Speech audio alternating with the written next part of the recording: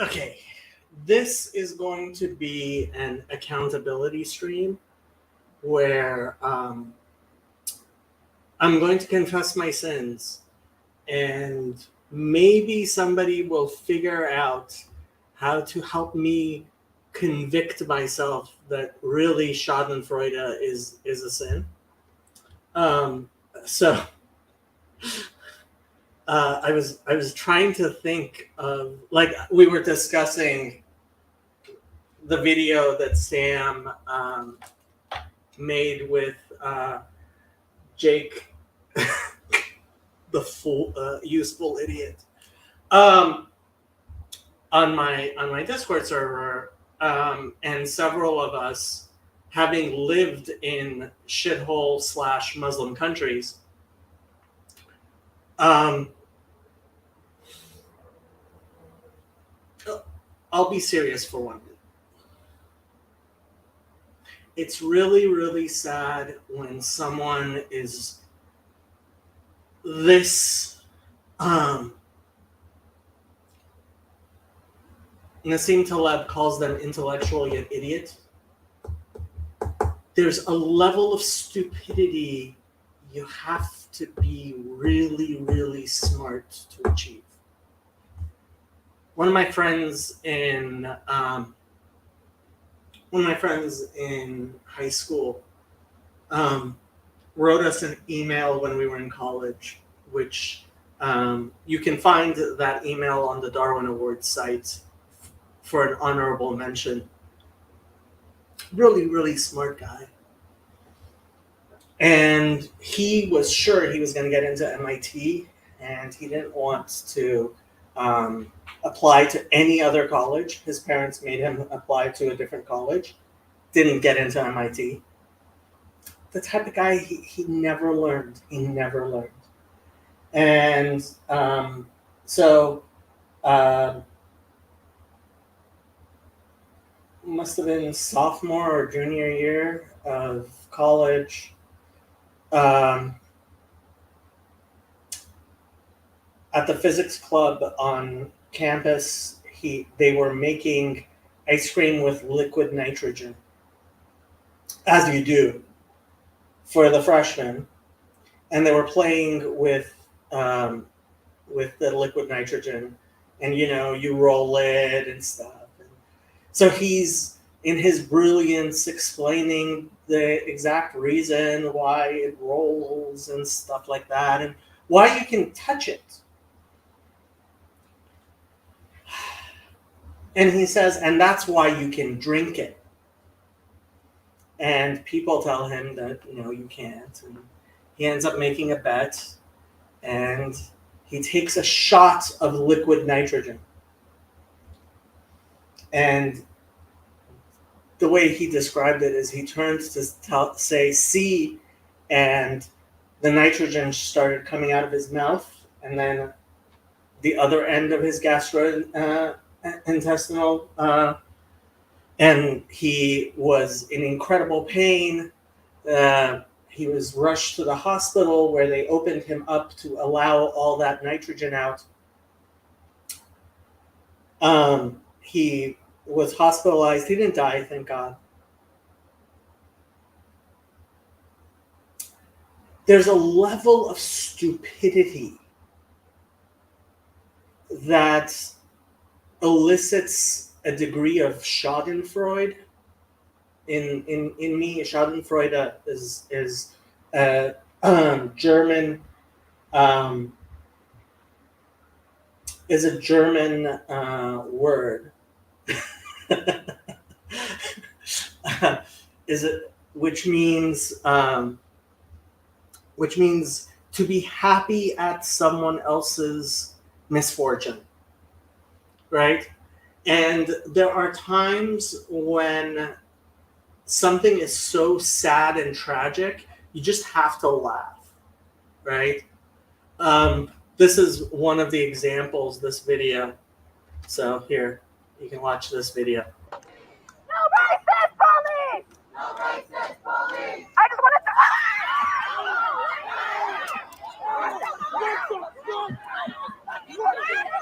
Fuck you!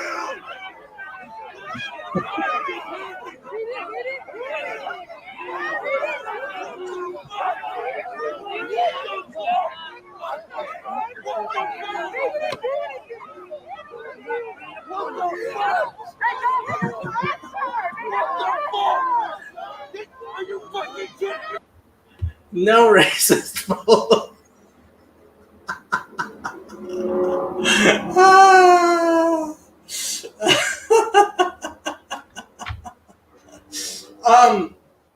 And I mean, you see this all the time from rich white girls, Karens, who are supporters of Hamas, wearing these kafias.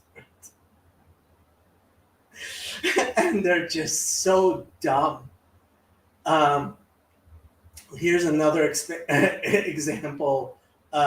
Ms. And I kid you not, this is actually her name. Her name is Johanna King Slutsky.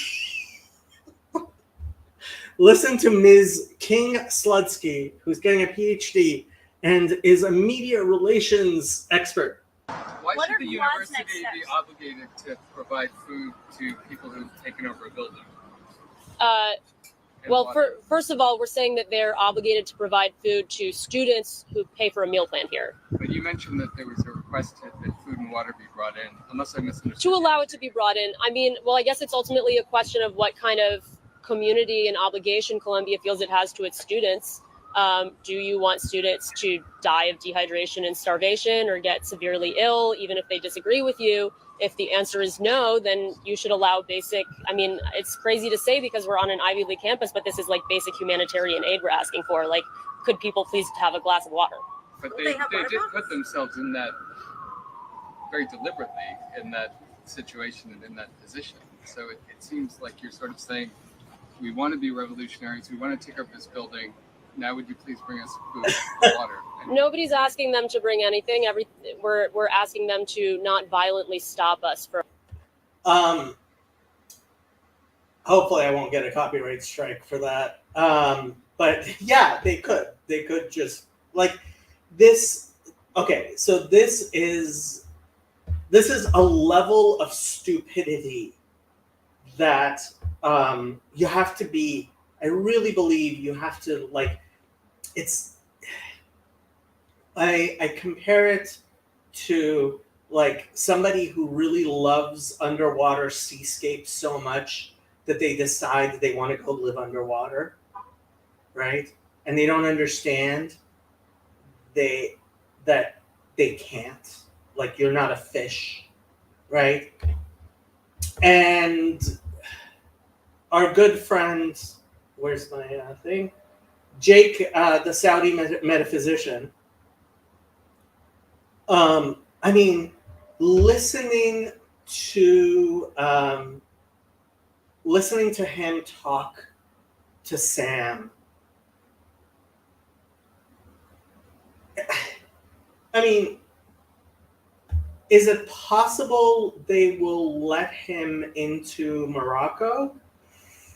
For his sake, I hope not. Apparently his wife is Moroccan, and I have to wonder, like, what situation she comes from, because obviously he professes the right to polygamy, right? And so I don't know what kind of a woman would marry a guy like that, right? I like, it's one of these things where I have to wonder, like, do I laugh or do I cry? He intends to go live in Morocco. Now, in case you didn't know, for example, Morocco convicted someone, and a Moroccan national in absentia. So the guy wasn't actually he wasn't actually in Oh no, Matthew. This is beyond like no. This is definitely ad hominem. No, like this guy is an idiot. Jake is making the world a worse place, right? Well, she was trespassing. I mean, it was on UCLA's campus. You're not allowed to have amplification on campus without, so they could arrest her at any time. But that's beside the point.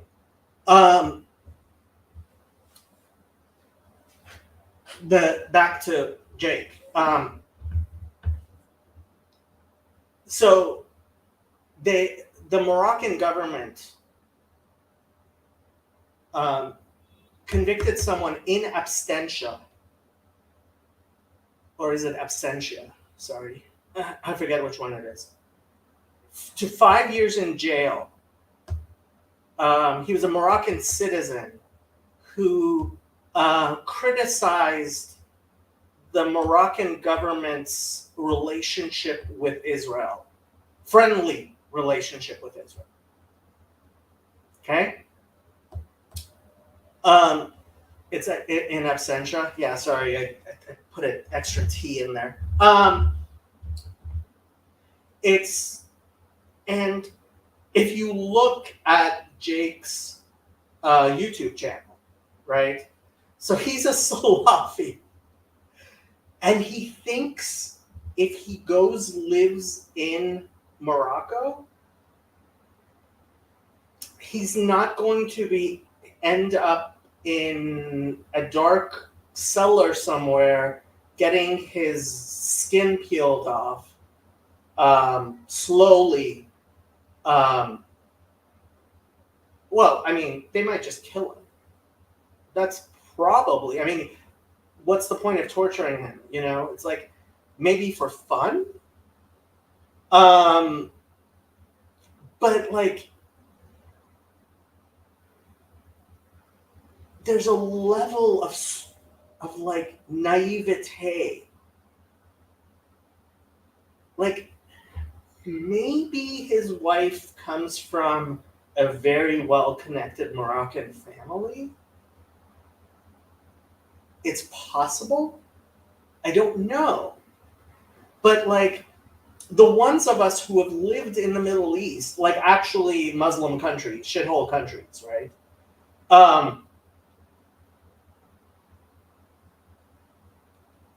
Like, so somebody, I won't name who, said he'll be in love for, this is an American, he'll be in love for the first few months, then reality will set in, and then if he isn't too ideologically stubborn, he will realize he made a huge mistake and understand why people would rather live in a slum ghetto on the outskirts of Paris than go back to Morocco.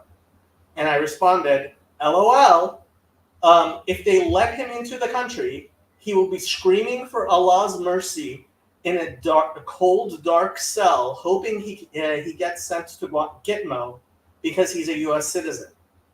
And this might give away who I was talking to. You fail to realize what it means to be a Salafi preacher in Morocco. You would be better off writing books on Unitarianism in 15th century Geneva. Here, my other graphic. Like he thinks like like look at his YouTube channel. And he imagines that if he goes to, like, just the contents of his YouTube channel are enough for him to be sentenced to death in Morocco, period. Like, period. Like, they can just kill him. Like, and he imagines, I mean, I wonder if he's visited Morocco. Yeah, the monarchy in Morocco doesn't like Salafists. Is it Are they Hashemites? Jordan is Hashemite. Is Morocco? I mean, I don't know that much about Morocco, particularly. But like, oh my God, he thinks he's going to live in Morocco. Alawites. They're Alawites. Yeah, they're Alawites. Well, I mean, that's what Wikipedia says, but I'm not sure that I'm not sure that they're religiously Alawites, are they?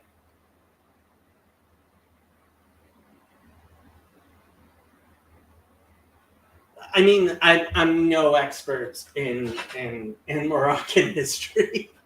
I do know some Moroccan Jews, but most of them are second or third generation. Like first generation Moroccan Jews, and there haven't been Jews in Morocco in a very long time, right?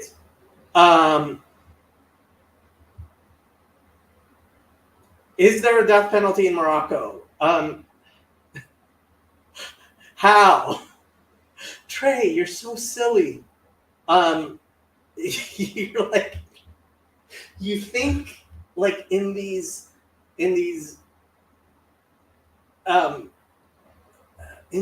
Western terms, like as if he's going to get a trial, as if that's a thing. Like,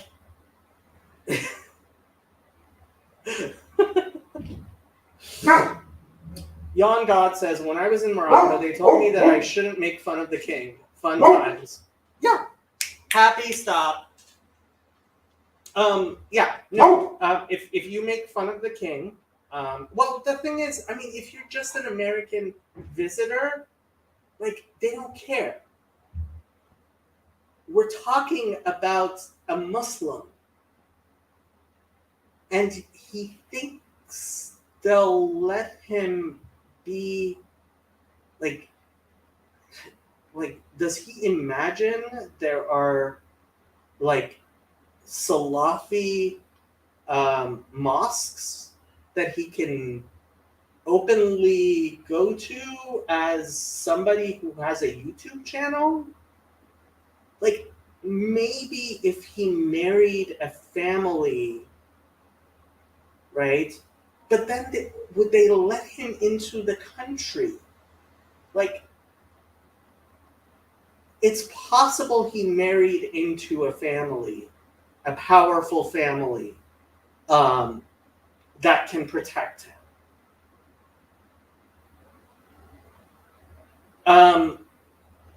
Like, I honestly, it's kind of like really fascinating. At the same time, like watching some of his streams, especially about Israel, like,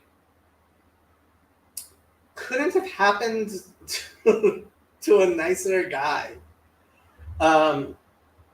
Maybe her family owns the prison. No, her family wouldn't own. I mean, it depends. I mean, if he's talking about living in one of the areas that isn't strictly under the control of the central government, maybe. But like traveling to those areas, like, did you already explain your reasons? I'm not sure. What do you mean? My reasons for what? For believing he will be screaming.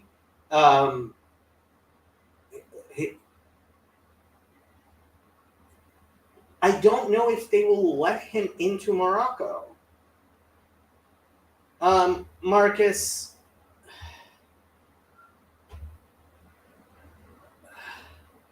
you seriously believe the last execution in Morocco was in 1993? Really? Come on, Marcus. You at least have family from the Middle East. Like,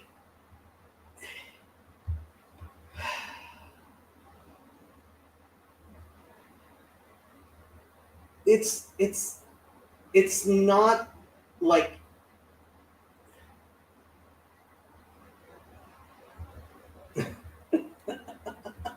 yeah, if she's so well connected, she could have done well. I don't know. I mean, I don't know. I really don't know. I like. So one of the people who commented on my Discord lives in North Africa. He didn't say which country because he's afraid, as well he should be, right? And he said he couldn't continue watching the video with Sam because it was just too upsetting. Hello, Michael. How long? Hello. I mean, I started listening from the beginning, and then I figured I'd just come in and probably just ask the dumb questions so that everybody can. So from what I'm gathering, without having watched Sam's video, Yeah. Jake is the wrong brand of Muslim to go live in Morocco. Morocco? Oh yeah. Okay. Yeah. It because he's like a Protestant Muslim that just picked the kind that he likes best out of like his own. He didn't have like a traditional reason to be in one brand, right? Right. Yeah. Okay. Exactly. He's a Protestant Muslim who's decided he's a Unitarian and wants to go live in Geneva. Okay. 500 years ago. I mean, I don't know. Are there any places where there's like a pluralism of Muslim? Of course not. So wherever you are territorially, Okay, it's one. I'm being mean. Okay, there. If he had decided to go to East Asia or South Asia, yeah, it would have been much less likely that he would end up in a torture chamber if they let him into the country. Yeah. But he picked Morocco.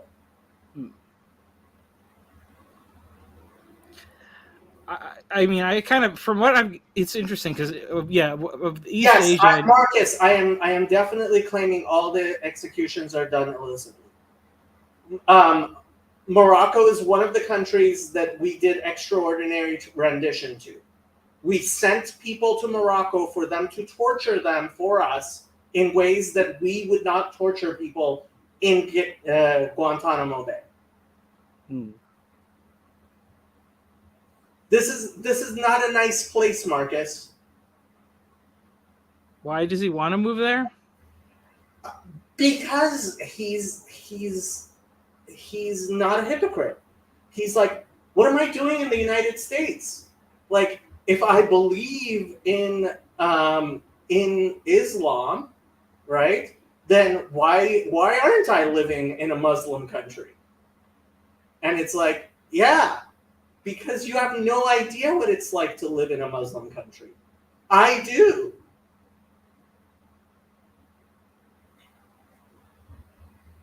I don't doubt Morocco is not a nice place, but I also doubt he would be executed. I'll be honest with you. If he doesn't disappear, which he probably will not disappear because he's an American citizen. They're just gonna force him out of the country. That's what they did. I mean, so after, like, I wanted to make sure that what I remembered of Morocco, because, like, yeah, I've studied the Middle East. I know the Middle East pretty well, right? So my bachelor's degree was I had a major in political science with an emphasis in Middle East studies, right? So I'm not an idiot, but I also don't know, like, the individual, each country that well, especially Morocco, which is like one of the countries I know least well, right? So after listening to the thing, I went and looked up human rights in Morocco, and like there's Americans who have been going back to Morocco to be reporters, right? Because Morocco's government, like the king of Morocco, has been really nice to the Jews, really nice to Israel comparatively. Like it's an American puppet, right? That's and so Americans then feel like, hey, we could go there and have some measure of Western rights, and they don't understand like how, like, it's funny because he, like, Jake will talk about all of these things that the United States does to, like, he on Sam's stream he talked about economic hitmen, like, who go around for the United States and like mafiosi, like, make people do things, right? And it's like, yeah, guess who the royal family in Morocco is? Like, do you not realize this is the CIA puppet that's like holding down Morocco for us? And you're a Salafist, right? So the Salafis are like this fundamentalist. They're like, imagine he's like a Baptist, okay? He's a Baptist who wants to go live in Calvin's Geneva, but he's too dumb to understand that. And it's not even Calvin's Geneva. Like it's even worse, right? And like, I mean, honestly, I should feel bad for him and try to like warn him and pray for his soul, because I'm hoping he seems, I actually do think he probably is a sincere person who believes in God, and may God grant him wisdom before he figures out, like, my guess is they would never let him into the country anyway. Like, he's a U.S. citizen. If they know that he has the YouTube channel that he does, he's most likely Jake is on some sort of watch list. Anybody with his contacts would be. I don't know. I don't know if he's ever been to Morocco. I don't know if he would ever be allowed in Morocco. But like, he imagines, like, during his discussion with Sam, like, Sam asked him, well, would you be able to have this discussion with me under Muslim rule? And he's like, yeah, I should be able to, like, you're respectfully talking to me. And it's like, you just don't, you're just. So have I told you about my idea about U.S. citizenship? No. We should get rid of all birthright citizenship. If you want to be a citizen of the United States, you have to go live in another country for 5 years and apply for citizenship.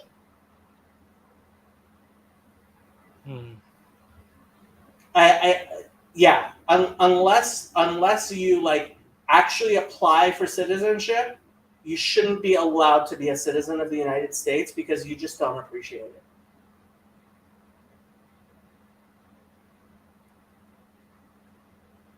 I don't think that's going to pass. No, probably not. I mean, I would say it's worthwhile to visit a third world country at least, go on a, I've been to a few, and yeah, you do. I mean, although it's kind of nice being able to do home repairs with mud. That's like really convenient. Spoken like somebody who's never lived in a mud hut. Well, no, not long term, but I mean, I don't know. I'm like, if I was gonna move anywhere, it would probably be somewhere in Africa, just because there's less bureaucracy. But I mean, also, I like the longing to just be a hermit. This is not realistic because I have a family. Unless we were gonna go be missionaries or something. But if it was just me being a hermit on my own, it'd be somewhere in the mountains in Africa. I mean, there's plenty of places where I can understand. Frankly, like, especially if you're earning dollars, right? If you're earning dollars,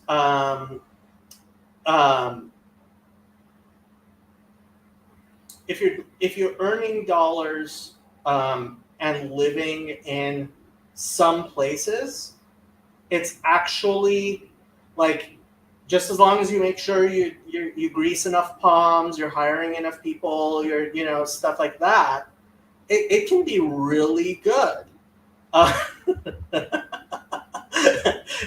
Can someone send Daniel Hadratju and Mohammed Hijab with him to Morocco? I actually, I mean, I haven't been following Daniel Hadratju that much. He's Persian, and he's really smart. And I'm wondering who he works for. Mohammed Hijab, like, he's smart enough that he knows not to go live in a Muslim country. Like, there's a reason why these people don't go live in Muslim countries. Of course you don't. Or at the very least, I mean, if you're a Salafi, fine, go live in Saudi Arabia, right? But I mean, is there the same? It seems like there's a similar kind of like cognitive dissonance between the Muslims who want to live in the West but want to talk about like the greatness of the Muslim society, as with like the Californians that move out of California and then keep voting for all the stuff that made California in other states. Okay, so I was talking to somebody, I won't say who lives in one of these very red states, and California Trump supporters have come to live there, and they're very adamant Trump supporters, and they're pissing everybody off to the point where, like, the local politicians and police have had to go and be like, you guys need to cut this shit out. So there is a very similar dynamic, but I have to say, it's not like people who are moving out of California don't think, oh, like, I'm a total red stater. I would never vote for these Democrats. Like, that was me. I thought I was a conservative Republican. And then I started hanging around with conservative Republicans. And then I found out, oh, no, I just live in California, and like, I imagine that the Republicans we see here are the same as the Republicans in other states. Right? Like, the Democrats, I'm guessing the Democrats that live where you live are perfectly sane. Perfectly sane? Well, okay, you're actually in one of the bad places. Yeah. Well, yeah. I mean, in the center of the city here. Well, it's weird. I mean, honestly, probably it still is mostly just Hispanic people that are voting Democrat, like through inertia or whatever. or don't care or whatever. And then there's like some radical people. There's definitely like a vocal minority of really radical people. Well, let's think Joe Manchin, right? West Virginia Democrats. Like the West Virginia Democratic Party is like pretty sane. Yeah. Right? As far as like, and so when you live in California, right? And I was thinking like I had a whole different view. And it comes from not having procedural and participatory and perspectival knowledge of that other place and that other culture. Yeah, I think the big thing is it's probably on the level of HOAs, and that's where it's annoying because, California people start moving into all these neighborhoods and running the HOAs, and then that's because that like it's funny because my boss is he moved here from California, but he gets so annoyed because if he waters his lawn at the wrong time, like in the middle of the night, he'll get an email with a photograph of his sprinklers being on at like 4 a.m. saying like you were not supposed to be watering your lawn at this time of day or whatever. And it's just like stupid stuff like that. Because if you don't have an HOA, Texas is like the most private property loving state. It's like your plot of land is your kingdom. But if you happen to be in a neighborhood with an HOA, you're living under the strictest tyranny in America. Well, and Mark is absolutely correct. I live in Los Angeles. Like you go outside of Los Angeles, San Francisco, like it's very different. Like, and it should be more states. It should be, yeah, definitely. No, it definitely should be. But like, if you're a Muslim who moves to the United States, right? And this was kind of me becoming an Orthodox Jew in the United States, right? Like when I went, like I don't like the theocracy in Israel. I really don't, right? Because I don't like there being a chief rabbinate. But it's also nice when everything's kosher, at least to some level, So, yeah, it's just when he started talking about how he's like, yeah, we Muslims should be moving to Muslim countries and living there. And he started talking about actually moving to Morocco. I was like, this guy's serious. He actually thinks he can go live in Morocco and continue making. Maybe you just want to go move to Michigan. Isn't that like? I mean, that's probably what he really should do, or whatever. Ah, the man himself. Jake, have you been to Morocco? I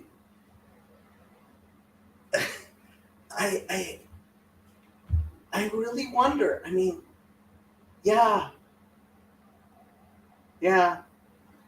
It's interesting because it's the same thing I hear with like the Christian nationalist type people, or the, I don't know, whatever the whatever, not necessarily Christian nationalists, but just the Christians that want to be retreatists and have their little enclaves or whatever. That's just there's just, I guess it's just it's the erosion of like group identity in America, and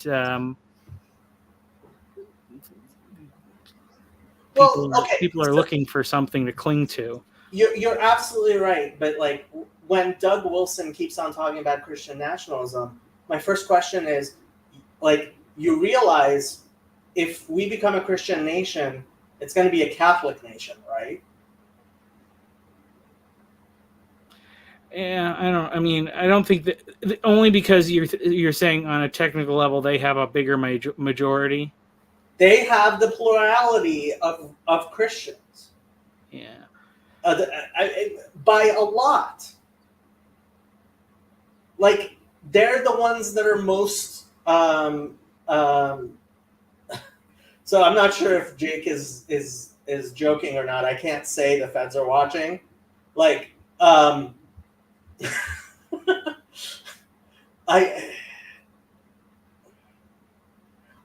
honestly I hope I'm wrong. I don't want Jake to end up tortured and dead. Although I have to say, like, and this past Sunday there was a huge brawl in the middle of the Jewish neighborhood here in Los Angeles. And like somebody, I would not be surprised if somebody gets killed. And I think Jake is contributing to that in his small way as a small YouTuber.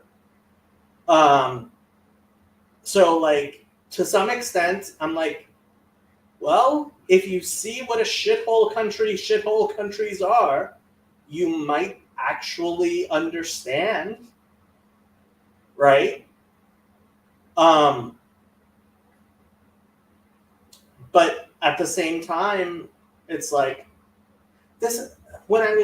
As I was growing up as a child, I was not able to explain to my friends how nice it is to live in the United States. And I would just tell them, I envy your naivete, right?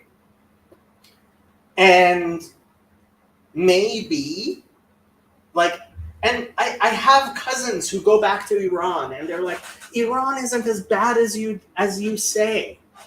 And it's like, I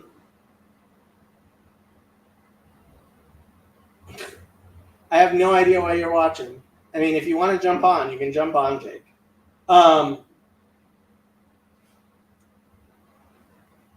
But like, you see the facts of things that happen, right? So one of my dad's classmates decided to go visit Iran because he had listened to everybody who's like, oh, it's not so bad, it's not so bad.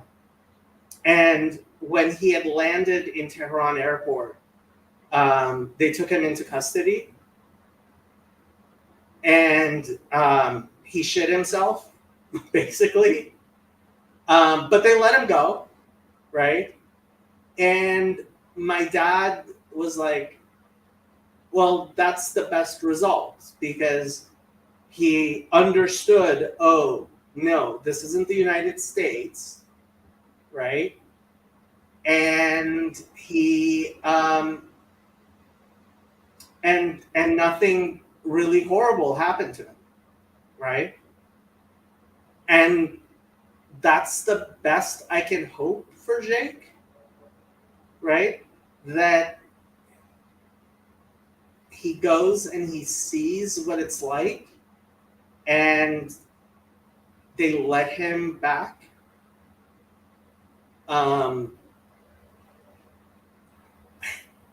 Again, I can't. I really do wonder if he's been to, because I don't know if a YouTuber. I mean, he's got a decent sized Muslim channel, right? How big is his channel? His channel is 100,000 subscribers. That's huge, Mm-hmm. right? So he's not small fry. Hello, Sam. Hello, I'm doing my best Chad the Alcoholic impression. Oh, those look nice. Thanks. I am polyurethane finishing some doors for my basement at the moment. You're How are doxing you yourself all? for all the Muslims to come and kill you? What are you talking about? You can't tell where I am. You can tell that I have a Porsche, though, so there's that. And the color of your Porsche. Yeah, it is a rare color, but good luck identifying that. And we know you live in Chicago because you've doxed yourself enough.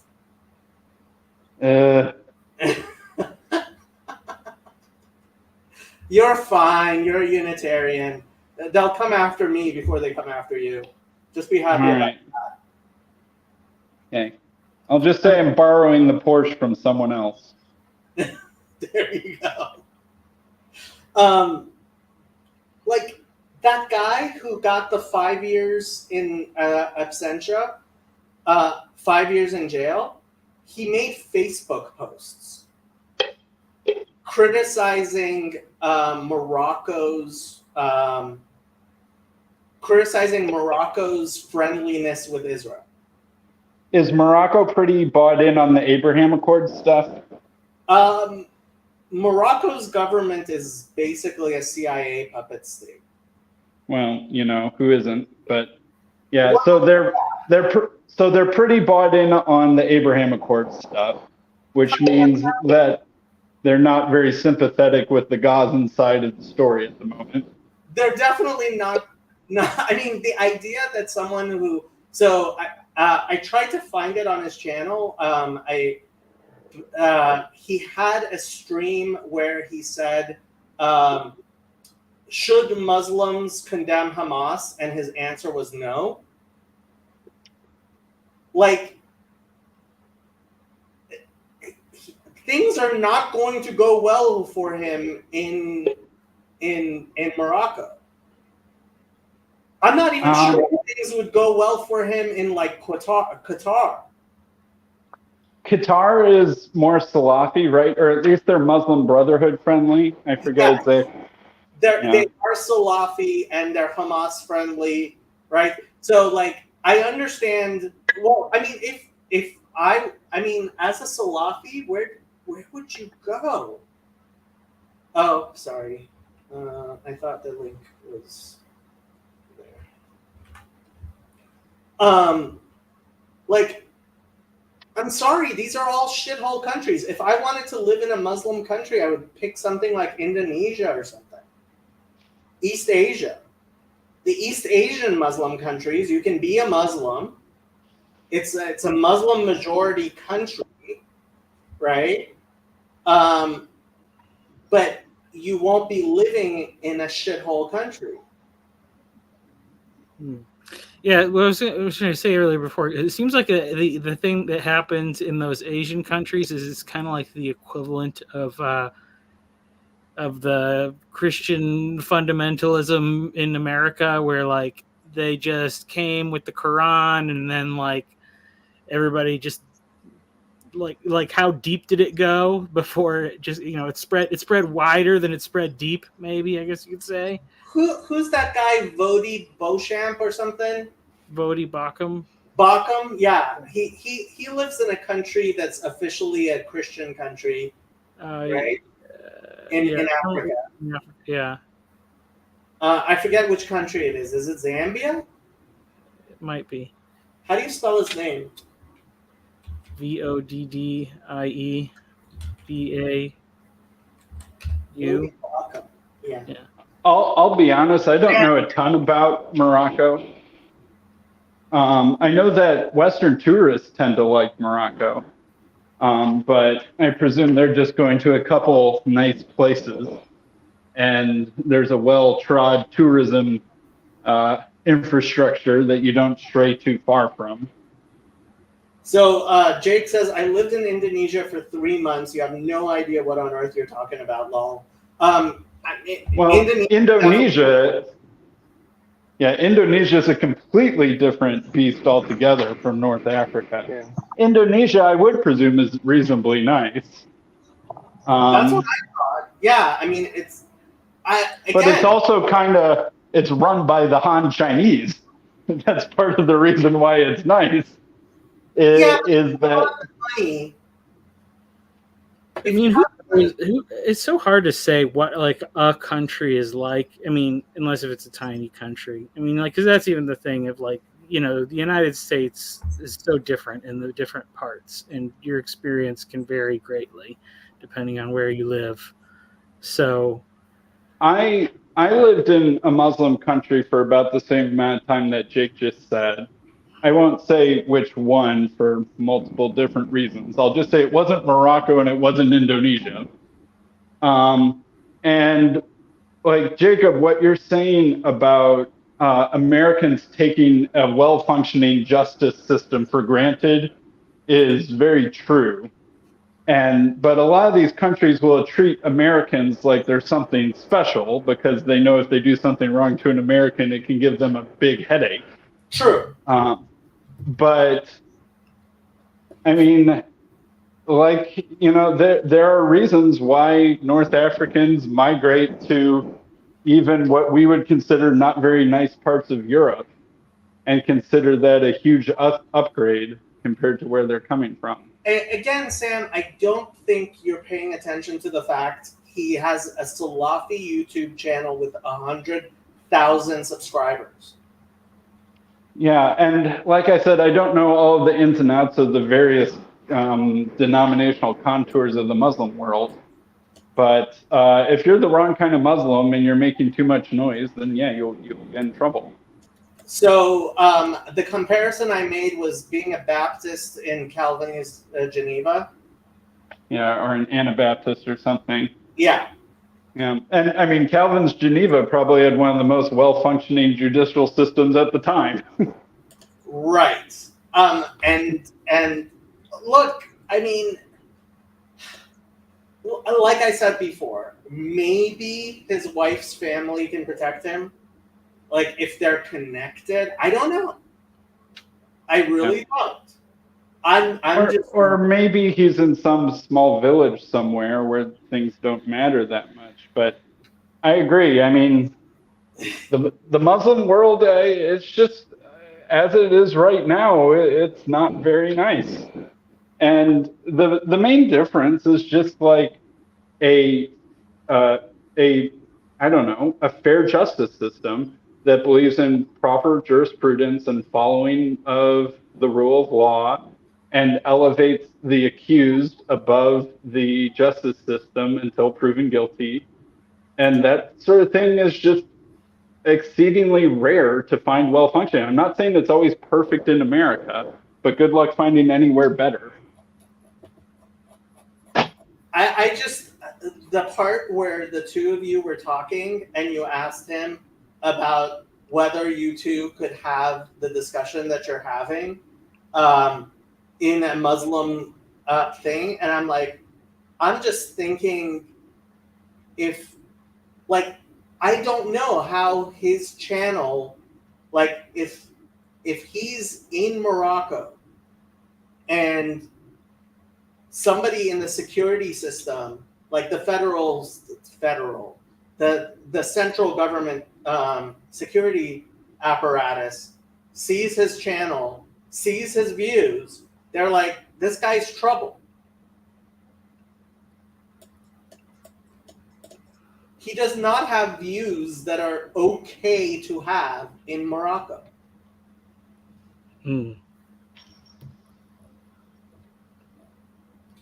Yes, as Mark. much as I want to know about Sam's Porsche, I really would like to hear more about the Porsche. But how did Sam, if he can share, if he's still there, how did he meet the kid, young man?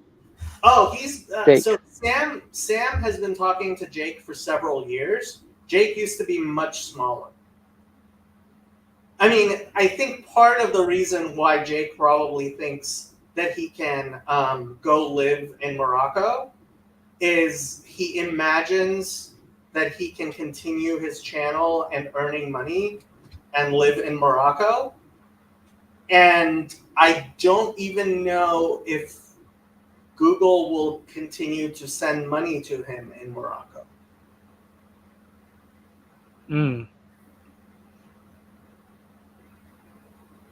Yeah, that's a big deal. Why wouldn't they? Why wouldn't they? Well, I mean, he's a Salafi in the Arab world, so um, it gets into terrorist funding questions. It's just Okay. it's just different with different countries. Like, because I know Burn Power, his channel's been like, I don't know if his channel is monetized, but he can't get any money from his YouTube channel because he lives in Georgia.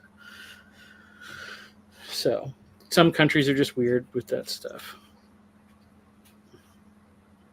Yeah. All right. Well, that was my question. And if Sam comes back on to talk about the Porsche, I'd like to hear more. Did you watch? Okay, he's gone. Yeah. I make people mods as soon as I am sure that they're actual human beings.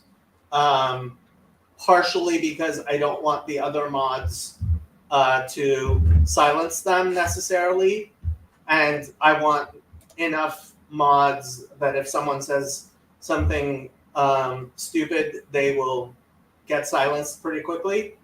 And if they, sometimes people get silenced and they shouldn't, and they can let me know, but it's like we don't have that much of a problem. So that's my wrench policy. I pretty much hand wrenches out as soon as I'm sure whoever it is. And Yon God, you're like right on the border there. I'm not sure whether or not I care if somebody gets mad at you and tells you to go. Yeah. Jacob, what is your dream car? My dream car is to never... Well, no, that's not true. I actually like driving if there's no traffic. And I'm fine driving anything. I would prefer to drive really, really small cars. At the same time, the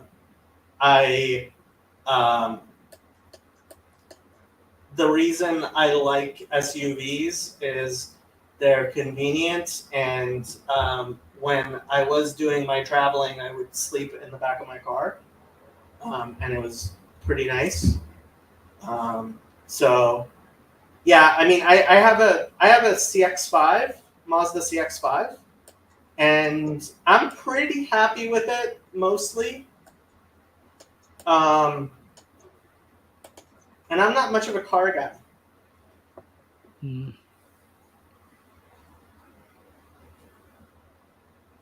Have you met Shadow? This is Shadow. Very nice.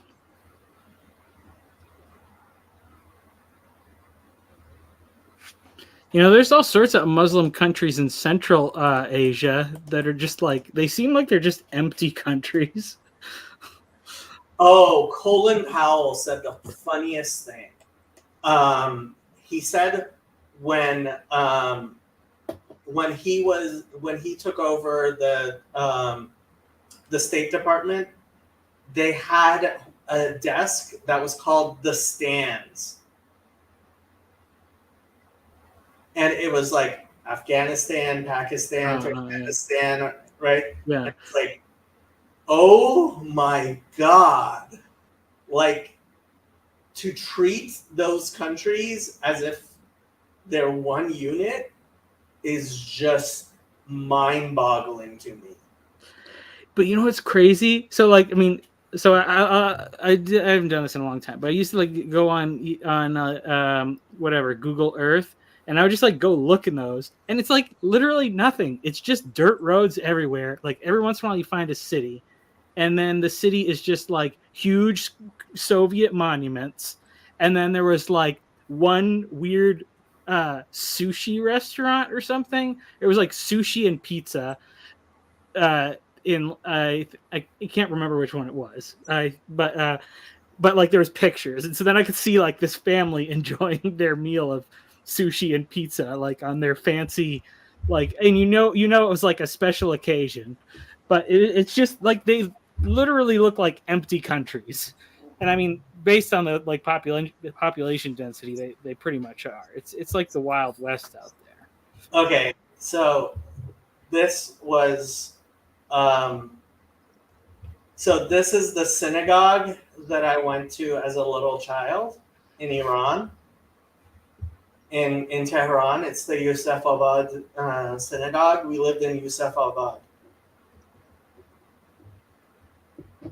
So somebody took pictures of it, and when I showed my dad that you can see, like he was very surprised that you can see the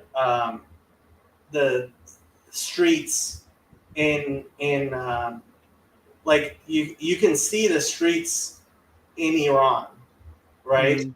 Because my dad like when I first told him that, he was like, "No way, they would never allow that." I remember walking to this square where I mean yeah. So this is back when I was 5 years old.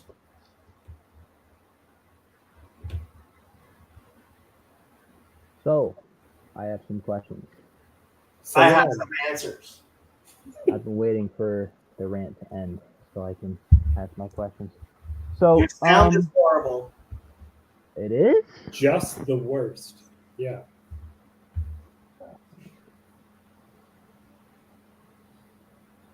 How are you doing, David? Salam and good evening.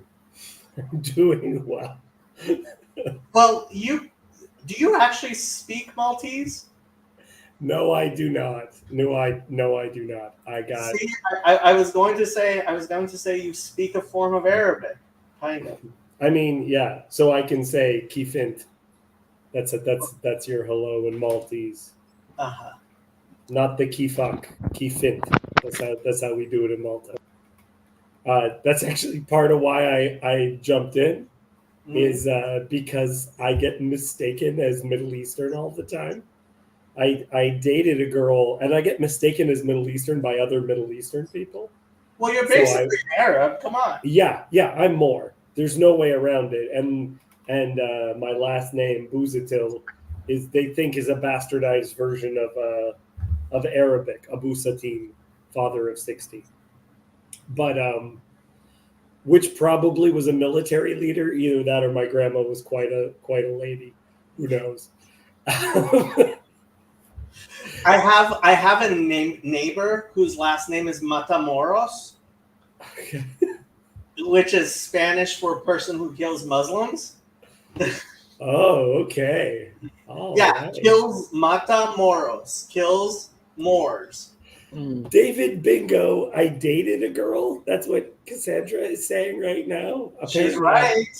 I dated. Is it? That is definitely on the David Bingo card. Yes. Yeah. Oh, wow. I didn't realize. Okay. So I was engaged to an Assyrian, Assyrian Christian, okay, where they speak Aramaic and all that business, and you could tell I could tell the difference. Actually, it's funny, Jacob, because I didn't speak Assyrian, but one day, because of my Hebrew, I knew that when I did something and she said Hamara, what that meant. Hamara. Jackass. Oh. like a donkey. Like Hamor. Okay. Yeah. Because Hamara in Aramaic means bread, I think. Oh, okay. Yeah. David, I sent you messages. You sent me message, like you emailed me? Oh, it was on Facebook. Oh, that's right. That's right. Facebook. I had rehearsal today. No worries. To play. So Trey has questions. I do have questions. Trey wants to ask questions. Yeah. I think I was more off the dome, but I guess do you think there's? Well, okay. The question about the death penalty in Morocco. That's the reason I was asking that. Was it seems that like any Muslim nation is going to become Western. It's just a question of when. If I'm being honest, like if I look at Dubai and how far it's moving. Dubai is a very special case.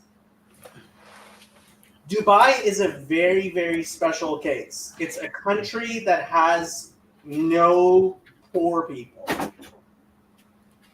Yeah, I guess what I mean to say is, here's my hypothesis, and prove me wrong, that basically, if you're able to have a nation that's able to be pretty much continually developed and not have continuous revolutions, right?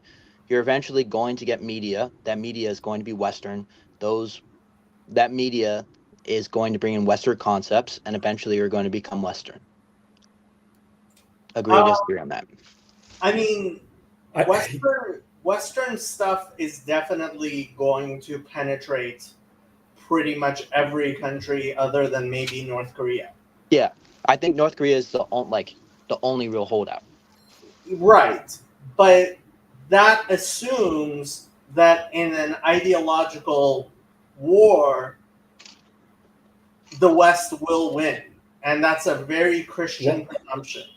I mean, and there's has some. another thing, and this is what I was going to bring up before Trey, is that knowing people. So when I was going, I went to this Middle Eastern Baptist church for a period of time.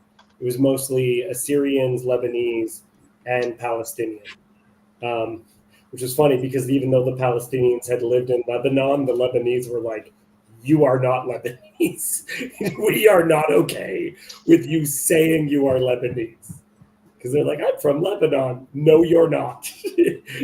Okay, so when I was Chazi and Gilad were talking about Israel, I jumped in and I said, there are kids that are dying because of the presence of Israel, and Gilad pointed out those kids would be more kids would be dying if Israel wasn't there.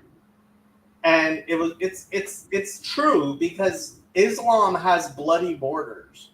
It has bloody internal borders and external borders. Muslims kill each other a lot. So part of what my experience was because people interpreted me as Middle Eastern. So I remember this girl's Palestinian uncle was just like, "So David, did you convert from Islam?" He just looked at me and said, "This guy's actually Muslim. That's a Muslim name. I'm sure of it." But because of that, people don't realize how racist Middle Eastern people are. And when they think that you're Middle Eastern, they are happy to tell you. I was 3 sentences in talking about culture with a Syrian guy, and he just said, "Yes, and that is why the Jews become lawyers, so that they can control all the laws." Yeah, but you can hear that anywhere now. That's like, yeah, you. No, seriously. I mean, it goes back to I don't know if you watched the clips I played at the beginning of that Johanna King Slutsky from Colombia, and that girl, that's the thing. It's this really ignorant Western thing, and they go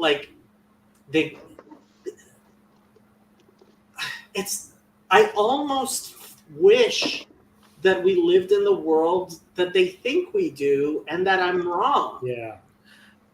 Well, it's interesting because I do remember hearing on one of those, I think it was a David Wood connected thing, but about how basically the younger, because of the internet, the younger generation of of youths or whatever in the Muslim countries is basically just biding their time because they do want to embrace the West, but they want red state capitalism. They don't want the woke stuff. They just want TVs and cell phones and all the this stuff. I don't know how true that is though, right? Who are the biggest imperialism is definitely look at Russia, right? So blue jeans and McDonald's and hamburgers definitely took over Russia. That did not turn Russia into a Western country. but it's always timelines. And I don't think people understand even what Mediterranean countries are like, because like my wife is gorgeous, right? And if you walk down a street and you're in Italy or you're in Malta, people will catcall. And people don't understand what other countries are like in just the bare minimum cultural expectation of how we treat people in public. Like you don't understand what that's like. Even different states within the United States. Yeah. There are different cultures in different places in the United States. And like a lot of white people like Trey don't like, if Trey actually hung out with any actual black people, he would totally get beaten up all the time. Right. Well, actually, I would say like basically nobody knows what the culture is, but they know that they could get in trouble for something. So that's so like. Well, and there's this part about the hermeneutics of suspicion that I've been thinking about a lot recently, because I know we're all about like wanting to get past that and everything. But I think it's so useful to observe people where you're like, you don't believe this. Like if you know real Middle Eastern people, it's just like within 2 seconds, they'll take me aside and they'll tell me what's what in a way that I think other people are just not aware that like some of the things that people are saying, they don't believe in the most basic sense. They know that it's different and they know you'll be ripped apart. Well, so when I was growing up, right, we knew that there were certain neighborhoods in Los Angeles that were gang-controlled territory, and like you couldn't wear certain colors, you couldn't wear certain things, right? And like, were you aware of that, Trey? Like, was that a thing when you were growing up?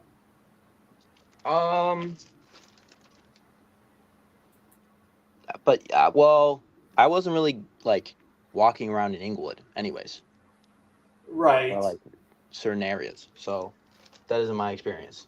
Like I since there's been truce between the Crips and the Bloods, and there's less. But we still have the Hoovers. Right, but also to some extent, I think like the gangs know not to kill the white people. Yeah. And like because that'll bring the police down on them. Because of like, for example, the surfer crowds in certain beaches in Los Angeles have had to tone it down, because there's been all these Los Angeles Times articles about it, and they just can't get away with their like, your car will get keyed if you come surfing here culture anymore. Yeah, that's true. And I think there is some of that with Americans going to like Morocco. At the same time, I think once you like, he has a channel with 100,000 subscribers. But well, I mean, it's getting a travel visa and then getting like a visa to move there are probably two different things. Well, so as an American, you're allowed to visit Morocco for 90 days without anything. For 90 days, but like I actually did a little bit of research to find out. I'm like I am really fascinated by this idea of Jake going to live in Morocco for like permanently. I really wonder if he's been there at all yet.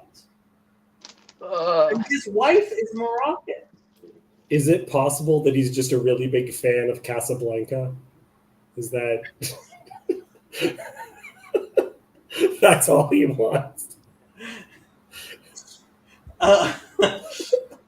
I don't think that's it. He said he picked Morocco because his wife is from there, which is probably the best reason to pick a particular country in the Middle East. I think the food is very good there. It's like from what I understand from Middle Eastern people, they say that Turkey has some of the best food. So maybe Turkey would be better. Turkey got all their foods from the Armenians. Yeah. My joke is I'm 0% Armenian by DNA, 70% by weight. I love. Oh yeah, you guys got a lot out there, don't you, in LA? Glendale. Yeah. If you have not been to an Armenian bakery, you have not lived. Yeah. Jacob Federici, not at all a Calvinist, very, very Armenian.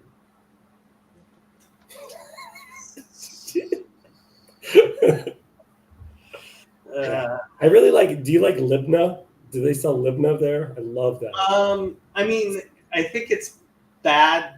A bad substitute for what in Farsi we call mustak hisai, which is like strained yogurt. Yeah. So yeah. But Libna sounds more like Laban, because one of the possible meanings of Laban's name is that his name's yogurt, which I love. I love calling him yogurt. Maybe Jake should go to Iran. If he goes to Iran, well, I mean, I think he believes the Shia are all like he's a takfiri. That's the thing. He'll say a bunch of people aren't Muslim, and so like. Well, I was going to a mosque for a while, just meeting with the Muslims and discussing the difference between the Bible, specifically the Torah, and the Quran, like how characters in the Quran are portrayed, which is fascinating as well, because it's more midrash than it is Genesis. But when having the conversations, the people that I was talking with, they were Ahmadi, right? They were all Pakistani, and they are pacifists, but it's all related to the fact that because they're an incredibly persecuted minority. Right. No, that's the thing. Like, so Jake was on, and he mentioned he went and lived in Malaysia for 3 months. Indonesia? Okay. And he said, I don't know. I don't know what I'm talking about, which I don't. I've never been to East Asia at all. And I've never studied East Asia much, right? But like East Asian Islam seems to be a lot less strict and murderous than the shithole Muslim countries in the Middle East. So yeah. And the Middle Eastern folks that I knew, like they were escaping from countries where they were trying to like have their lives preserved. And it is particularly like, things changed ever so slightly, and now the Christians aren't so welcome anymore, right? I knew people who were tortured in prison and all that kind of good stuff. I mean, the guy was a terrible engineer. He still got fired, but boy, did he have stories. I mean, the funny thing is, as much as I complain about Iran is actually the most civilized Muslim country in the Middle East. Because, like, the Shiites actually have a much better concept of like hierarchy and civilization and stuff. Even though I've told this story a billion times, but I'll tell it again. I remember as a kid, I was walking down the street with my dad, and so in Tehran, most of the houses have this really large wall blocking them off, and then you go into their yard or garden, right? And then you can see the house, because like this idea of people just walking past your house and being able to see into your house is like, are you joking? No, right? So when you're walking down the street, you're used to, okay, there are all these large walls, and like if you knock and you go in, you will go into a yard where you will see a normal building, right? And we were walking, and there was this place where the wall had been knocked down, and the house was a two-story house, and the front curtain wall, right, had been knocked down. So it was like, you know how those Barbie houses, right, where it's like the front is cut off and you can just see into the house, right? And I was like, I didn't understand what was going on, and I asked my dad, what's going on, and he said, oh, they're Baha'i. Okay. That was the explanation. And I've actually Googled it and tried to figure out like what was going on there. And apparently, like during the early years of the revolution, certain people in the morality police would decide to shame people who were immoral by, you know, doing this with bulldozers. They just take a bulldozer, bulldoze your wall, bulldoze the front of your house, right? In order to kind of expose your shame, right? And in a community that in a community where like privacy is and honor are so important, like they just did that. And yeah, nothing more needed to be said, right? It's like, yeah, they're Baha'i, so that's what they get, you know? Yeah. I have a friend who's Baha'i, and she's white, and she's like, I know my name. And I was very excited because I was like, a Baha'i? An actual Baha'i? And she's like, I know my name's not Persian. It's fine. Well, I mean, Baha'i has been growing much more outside of Iran. Yeah. Rainn Wilson from The Office, Dwight. Mm-hmm. Dwight is Baha'i. I did not know this. Yeah. And one of my favorite poets, Anej Moizgani, he's Baha'i. No one's heard of this guy. It's fine. Don't worry about it. Okay. So you're saying, Jacob, that basically the Middle East in 10, well, no, let's say like 30 years will be able to pretty much resist the West if they don't have any other revolutions or... Okay, so when I was in undergrad, I did a research thesis, right? My research, because I was doing public relations, which was in the School of Journalism, and political science with a Middle East emphasis. And I was really into the internet, and this is 1996. The internet was really big. And I was writing about the political implications of what's going to happen with the internet, right? And this was what I really loved. And I had this idea that with the internet and BBSs and dial-up, right? How do they monitor people with dial-up, like right, like because when I was in Iran, so we had a phone. We had one phone for the building, right? It was 3 units, and like that was the phone, right? And everybody expected that the phone was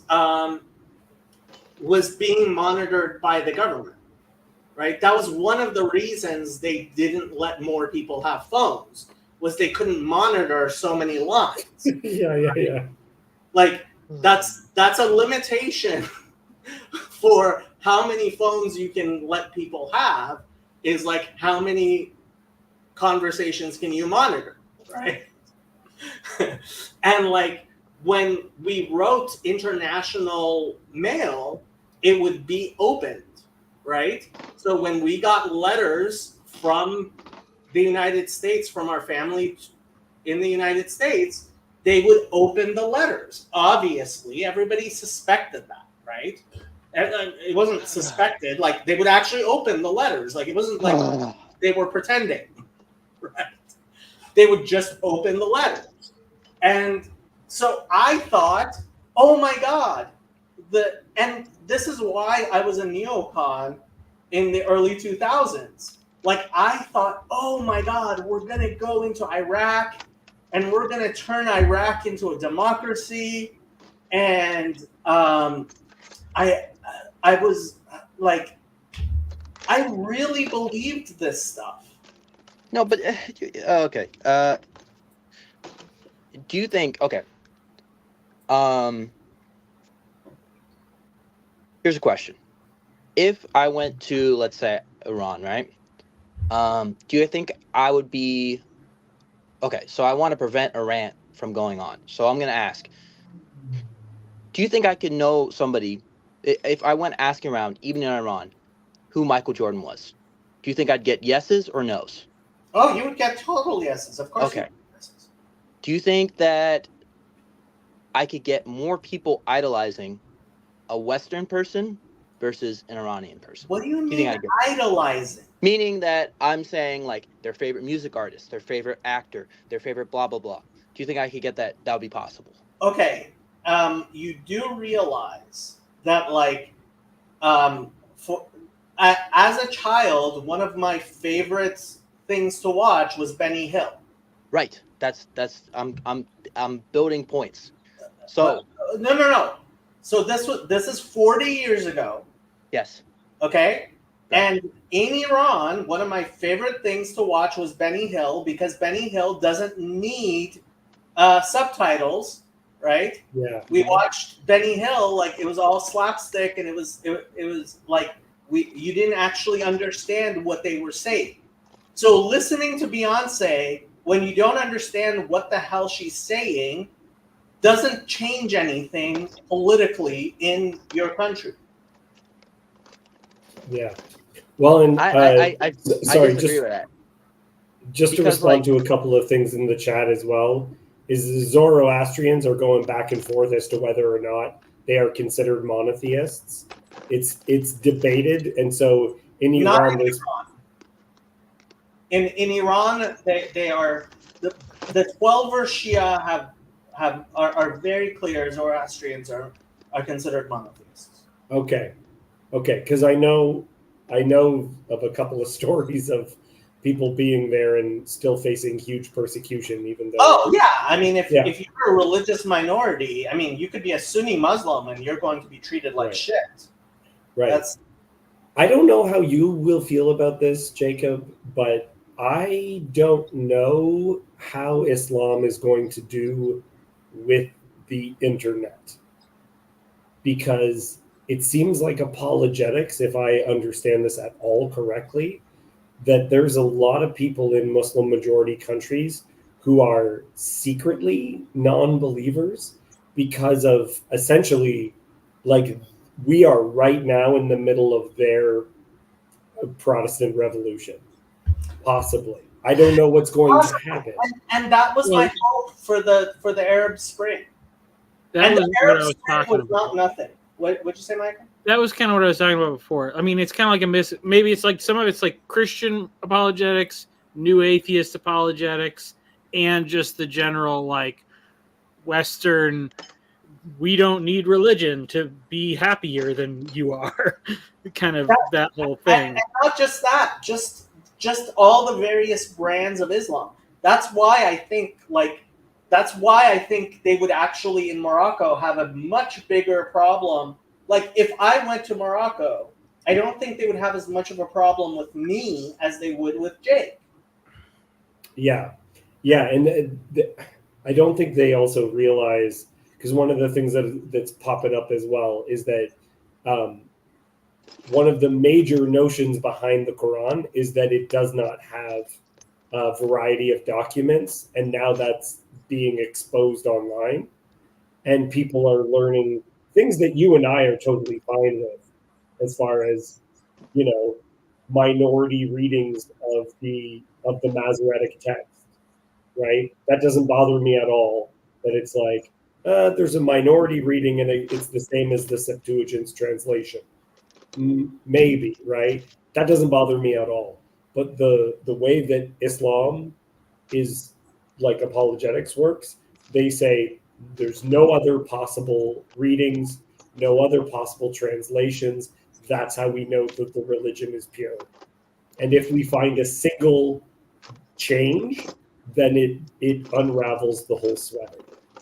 It is, yeah. It's very much. It's funny because even when you see it, it's like with the whole like modernism and postmodernism and metamodernism, all Islamic apologetics seems very firmly like stuck in modernism with all the arguments about. Okay, so this is part of the problem. And Kirk, I'll let you on. Just don't say anything stupid. If you don't know what you're talking about, don't say anything. So part of the problem that I think people have understanding what's going on within Islam is understanding how much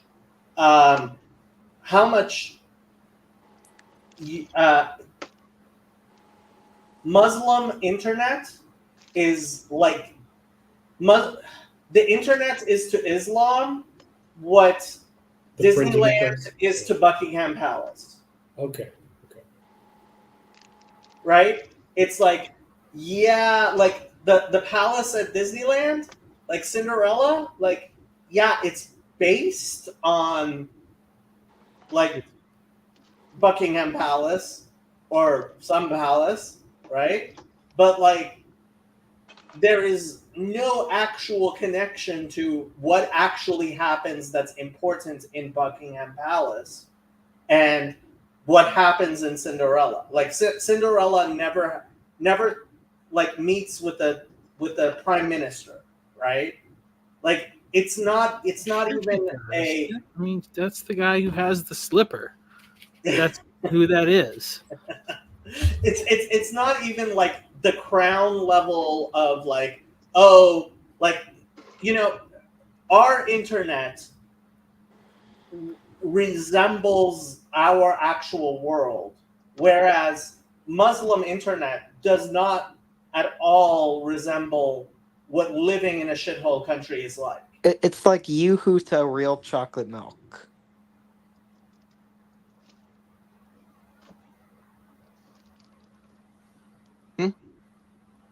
What happened? This is the actual thing that it's based on. Yeah, I don't know how to pronounce the name of that castle. Mm. You should unmute yourself, David. If only we had a Yiddish Jew, he would be able to help us. But alas. But I mean, only a Middle Eastern one. Isn't like Disneyland actually a more important part of most people's life than Buckingham Palace? Yep. Yes. Okay. If you live in well, is it really? Like, to some extent, yeah, but Now, to some extent, more people save up their money to go to Disneyland than they do to go see Buckingham Palace. Sure, but like the fact that like the prime minister of Great Britain actually goes and visits like King Charles every week. Well, now he's sick, but like still, I think that he probably still goes and visits him every week, right? Like that has real consequences in like as far as the United States going to war or not, or the rate of inflation, right? But that's fine. It's the same link before, Mark. Here, let me go pin it.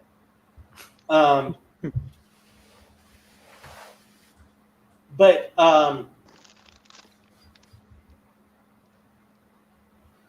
like even in terms of importance, right?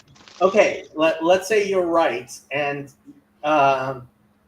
Muslim YouTube is more important, right, than actual Islam, right? But it's still not reflective. It doesn't actually reflect what life in a Muslim country is like. Yes. Michael, you know what Club 33 is, right? At Disney. Do you know what this is? No, I don't. It's like a restaurant, right? No. I'm not really that much of a Disney enthusiast. It's not enthusiasm. It's a secret club. Where's Grim Grizz when you need it? Oh, Right it's one of those, huh? Yeah. Yeah.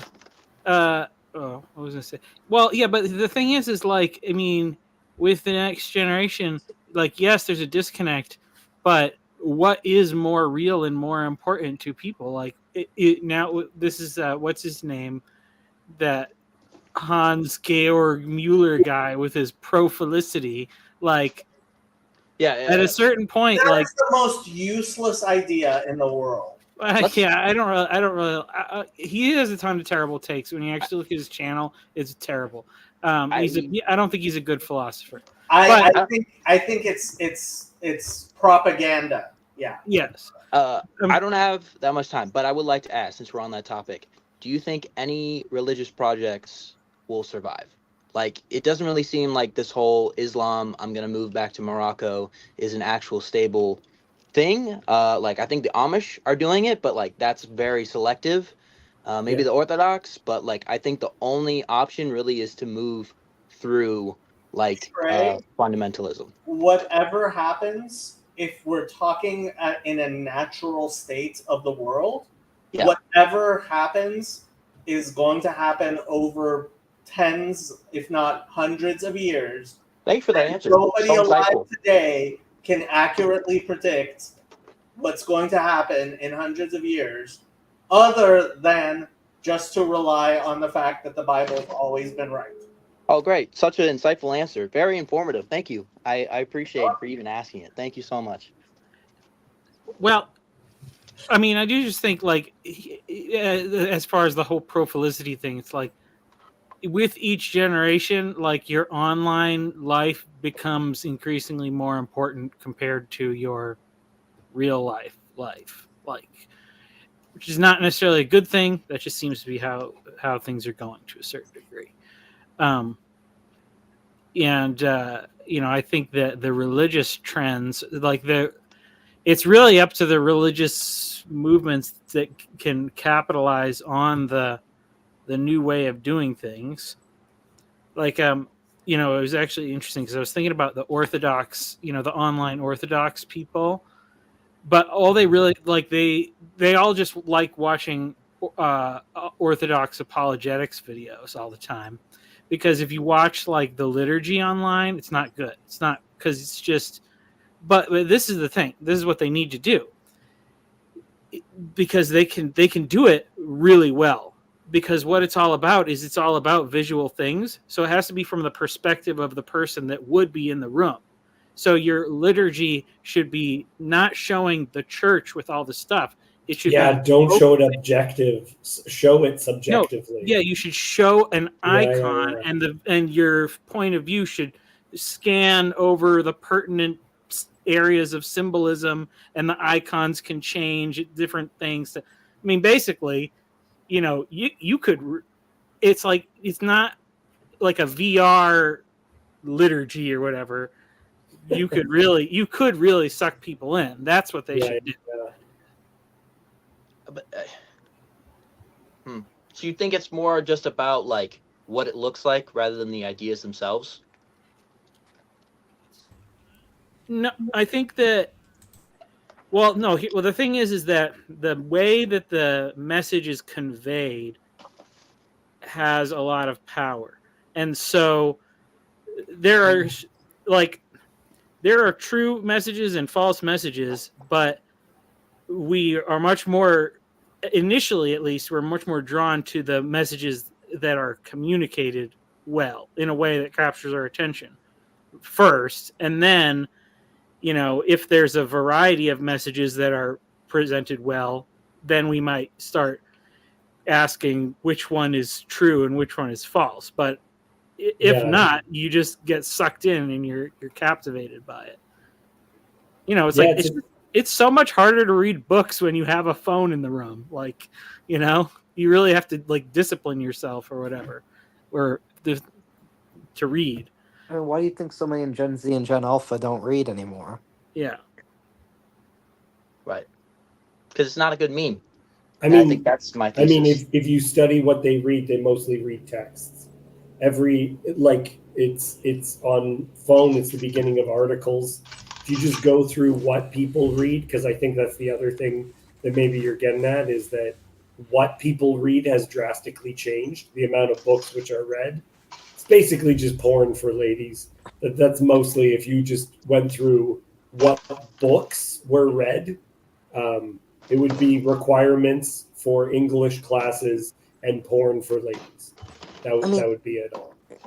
I don't believe I don't believe physical books are necessarily going to be a better method of communication of ideas in all circumstances. But I mean, certainly it is unfortunate that many people just get their news from Twitter feeds as opposed to. So on Discord, I was saying I think spell check, grammar check, and voice to text has allowed a lot of people we used to be able to tell are low IQ to pretend that they're not low IQ and to actually participate in discussions where it used to be obvious this is a dumb person and we shouldn't listen to them.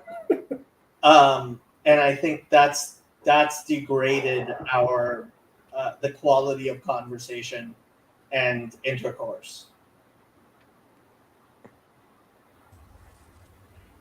I'm kind of astonished by the intelligence of the people who make it into the corner, and a lot of them are young. I granted they're obviously a minority, but I don't know. The younger generations than me are smarter than my generation. I think there's a very big self-selection bias there. Yeah, it's not. It's not scientific based opinion. It's just a observation, purely casual. IQ scores have been going up over time. Yeah, Flynn effect is definitely true, but there's a lot of evidence that the Flynn effect is mostly from the lowest. So average IQs have been going up, but that is apparently because we have a lot less people who with very low IQ because of malnutrition and problems during gestation and lead in the environment and stuff like that, which is great. But at the same time, I have increasingly become very pessimistic about 85% of the And this, I would comment on what John is saying. That's why I highlighted it. Is that I actually think that they're smarter but worse informed. is that people don't realize that IQ is not good for you. You reversed John though. Didn't he say That's maybe that's more what I than mean. 4? I disagree with So what you're John in. said. Oh, you're disagree. I'm sorry. Yeah. Is that I think because of the See? nonsense people believe, people think that the kids are dumber. They aren't dumber. They're actually better off because like malnutrition and lead paint really, real. really lowered people's IQ. Mhm. But those people who were low IQ, they had foundations for what they believed that were rock solid because they were standing on the shoulders of giants. We hate the shoulders that we're standing on. Wait, We want David, to. you think our ancestors had rock solid like ideas? By ancestors, I mean people who weren't standing on gender theory. If you read the basis of those theories, Yeah. it is such gobbledygook, it is so contradictory that the problem with high IQ is that you can logically explain to yourself things that dumb people would never believe. So race They theory would was just better go, then. that's preposterous. Yeah, well, people Or they used wouldn't say to preposterous. people's knowledge used to be connected to reality. Yes. So even if they didn't like if everything is so theoretical if you do everything online, like because you would know there's a lot of dumb ideas you could think in theory might work that you will never try personally when you're trying to fix things around the house or on a farm or doing anything that requires like working with other people or physical objects. You very quickly eliminate so many bad ideas that you could just argue with other people about online forever because you have no clue. So Ian McGilchrist seems to blame this mostly on an emphasis on the left brain, and I think there's at least some of that. But I remember as a kid, we used to like sometimes sit there and argue over facts, right? So like, is what's the capital of so and so country, right? And when you had enough of those arguments, you always had some respect for those people who would not interject bad information, for people who like, and there were people who you knew, oh, this person, like if they say the capital is whatever it is, then you would have like respect and hierarchy and you would develop that, right? Before you knew they were just they were just looking up right beforehand. Now, like instead of having those arguments, you just Google it, and whoever Googles it first. Google it. Yeah. Google it, okay? Yeah. Well, the goal is to put it in our brain, right? That's Elon's dream. And that's what. So Chazi has this weird dream that's actually something that's going to happen within our lifetimes. Your lifetime, probably not mine. I from everything. Oh, well, maybe from people who actually are studying this type of stuff, we're nowhere. Maybe during my lifetime. Maybe during mine. Is that cool, kid? Yeah. I'm 16 years old. Yeah, probably. If it's going to happen, it happened in Cool Kid's lifetime. If it doesn't happen in his lifetime, it's probably a never. Kirk, I would say, and I think Mike, as far as I'm concerned, you and Andrew are the same age. I think Michael will connect with what I'm going to say. This is about the smarter generations. Is that I feel like previous generations had better ideas of what to do with autistic people. Is that they had physical things that people could do. Well, okay, it's difficult. Trey, I recently have realized that I have had autism for my whole life and have been rapidly learning a lot about it. But what I was saying with David is like, because I was able to mask my condition for a long time because I had a very healthy and culture and background, and people were very patient with me, and I had all these good things. Now it's like people just are, sheep's tossed to the wolves. So, I mean, there's pluses and minuses. I think there's good things that come from being from more awareness. But what I'm saying is like, because I think people used to only get diagnosed like if they had no if they didn't speak, right? That was the only thing they used to be diagnosed. And then there was a lot of people who would be on the spectrum, and they would find some way to kind of fit into society because society had a lot of tools to get them there. Like, a lot of the people that work with their hands and the mechanics and tradesmen and things like that. And there was like classes where you would learn manners and like how to talk to people and how to make a phone call. And so like that stuff was all part of the culture. And now it's like not at all. Wait. What time are we talking about, and where are we talking about? This is like 50 years ago or something. Like, yeah, but they used to put like autistic people in mental prisons. Yeah, but they only did that to the people. So this is what I'm saying. Like, there's always probably been the same amount of people with autism, but most of them went undiagnosed, but they were able to have like a functioning life.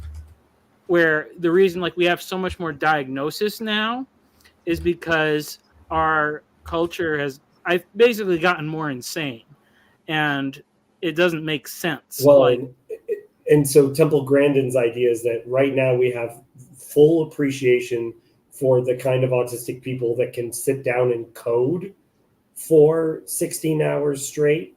We have a deep appreciation for that, but not the people who are inventors of, like, who interacted with physical medium, right? And she talks about people who couldn't pass high school but have 16 different patents for machines because their brains can fully render what a machine looks like and how it functions. Okay. These people, there were more physical jobs where these things were necessary and where these things were appreciated. And right now there's no schooling system. So a lot of machine repairs, we have to outsource to other countries to bring their people that are still trained in ways that Americans used to be trained 50 years ago, and that they've cut all the understanding of stuff. So I think that there's like a little bit of boomer logic going on here, where there's a difference between like people on the ground and people on the internet. Like, well, David's not a boomer. Okay, fine. Well, how old are you, Trey? 24. How old are you, David? I'm 38. 38, okay. I think. I might be 39, but I'm pretty sure. You're both technically millennials, right? Technically. Anyways, at the very least, you said that autistic people couldn't graduate high school, but we have more programs available so that autistic people can graduate high school. I bet you now there's more autistic people graduating high school and being able to integrate into society now. No question. I agree. My wife's in education. I don't know. I honestly don't know because of the way. Oh, hey, look at that guy. Yeah, I just said that's the video I put. Today I wanted to. So I also something that I've shared. Yeah, that's me sharing my thing, and then I put there's a long letter that like a link to a document in there. That is what I very much admire the woodworking tools, the hand tools. Thank you. Beautiful. Yes. So it's I basically found out that I stumbled into like a lot of things in my life that were very advantageous for the position that I was in, but like things could have gone very differently in my life. So anyway, yeah. Well, I forgot what I was saying before that, but yeah. There's like so I was thinking back, like when I was a kid, if I had been diagnosed when I was a kid, I may have gotten some areas of help that would have been good, but there's also a chance that I would not have been pushed to do a lot of the difficult things that has helped me to be fairly successful. And like, it's only now I'm 39, and like in this year, like I have 3 kids. I'm married. I have a house and a mortgage and a car car loan and all these things. And like now I've gotten to the point where it's like, okay, my ability to manage all this stuff on my own has kind of like reached its max. But like, and so then, you know, saying like, what the heck's wrong with me? And then I find out, oh, I have autism. Like, but I went 39 years, like, and I got that far. Like, I don't know if I would have, um, I don't know if I would have accomplished as much if like I had been put into a protected category earlier on. What do you mean by protected are category? as responsible as they have to be? I mean, plus, because considering, I mean, you know, I am older, like, you know, so if I had been diagnosed or something when I was a kid, and that's like 20, you know, close to 30, you know, 30 something years ago, like what they did for the kid who has autism is like put him in the special ed class.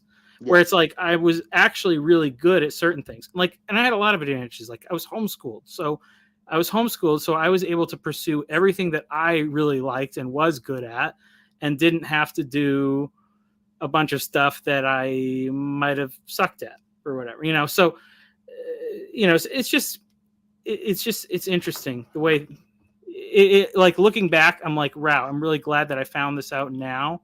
I mean, like, I don't know.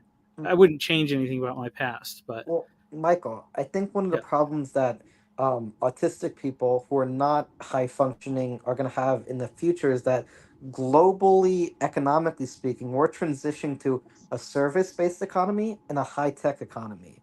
And service-based jobs and high-tech jobs for autistic people, unless they are very high functioning, it's like great, right? Right now, the importance of being able to focus on information and collect like information and degrees and credentials is more important than ever, just because of that. And it's not unique to America, it's just how technological innovation happens. But like, do you believe there's going to be some plan for like how to deal with people on the lower ends of that? Well, I don't. It's hard to say, like, because here's the thing. It's like so. Looking back on my own experience, like some of it was gentle. Like I was gently pushed to do a lot of stuff that I hated. But if I had an excuse, to say like, I have autism and so I don't want to do X, Y, and Z, and people would have like given me an out, I would be way lower functioning than I am now. And I'm not saying like. But now I think there's a big problem, which is to say that like I grew up in a family and in a community and an environment where people were just generally very supportive. Overall, people were truthful and like consistent in their behavior. You know, because I think, you know, one of the big things is in the social aspect. Like people do not live according to what they say they believe, and that is very confusing, and you know, and that's a big part of like navigating social situations. It's really hard. Like I was lucky to grow up in a family where my parents very much did like live according to what they said they believed, and so like I guess the way like Paul Vanderklay talks about it is like there used to be a culture of sincerity. So people would basically be like, okay, I'm a parent, so I have to be focused on being a parent and doing the good thing, even if I don't want to. Where now we have this like a culture of responsibility is what you're saying? Yeah, well, it's sincerity versus authenticity, like. Which is, you know, because that's the interesting thing. Because like, and it's funny because like I you know, I listen to a lot of people who are like late diagnosed as autistic, and then they're like, now I can discover my authentic self. And it's like, okay, like I, you know, granted, I have some stuff to like work through, but it's like I'm not like that's such a that whole thing about like you having an authentic self, and that like you've been.